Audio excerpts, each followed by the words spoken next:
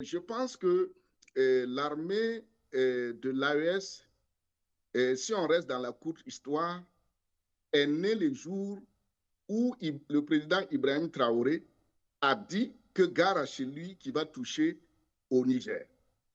Et le Mali a fait le même pas. Et ils ont protégé le Niger. Donc l'armée de l'AES est née ces jours-là. Maintenant, si on part dans les sources lointaines, Cheikh Anta Diop disait que la sécurité précède le développement et il avait dit aux États africains de songer à doter même un pays, de mettre les moyens ensemble pour doter un pays de l'arme nucléaire pour pouvoir se protéger. C'est une arme dissuasive. Pour dire quoi? Depuis longtemps, des savants africains avaient pensé à une armée africaine, vu notre histoire. Et moi-même, personnellement, depuis que ça a commencé au Mali, j'ai dit qu'il faut une armée fédérale, une armée d'ensemble.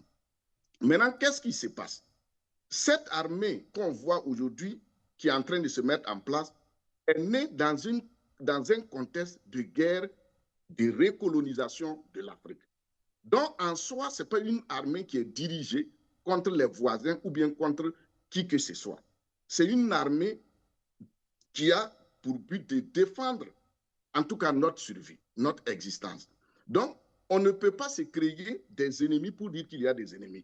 Non. Les ennemis qu'on voit là, c'est normal. C'est normal, il ne faut pas qu'on s'étonne. Dans la méthode coloniale, on a toujours utilisé un pays voisin ou bien une tribu voisine pour coloniser ou conquérir l'autre. Donc, c'est normal, c'est logique ce qui se passe.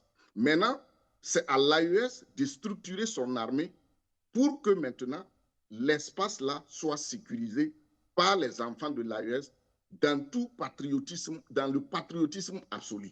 Donc, cette armée on ne peut pas dire aujourd'hui que c'est une armée qui a été créée contre l'Algérie ou bien pour bander les muscles. Non, seulement c'est une armée même pour la dignité africaine.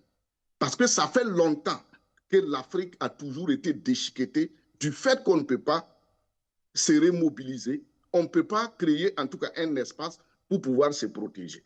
Vous avez vu par exemple le Vietnam, comment les Vietnamiens se sont défendus. Vous avez vu la Corée du Nord, vous avez vu l'Iran, vous avez vu partout dans le monde, les peuples sont en lutte pour se libérer. La Russie elle-même, après la dislocation de l'URSS, on a vu comment la Russie a travaillé avec Poutine pour renaître. Donc, la question militaire est importante aujourd'hui dans la survie de l'Afrique. Donc, ce n'est pas une armée a priori qui est créée contre quelqu'un, mais c'est une armée qui a le devoir.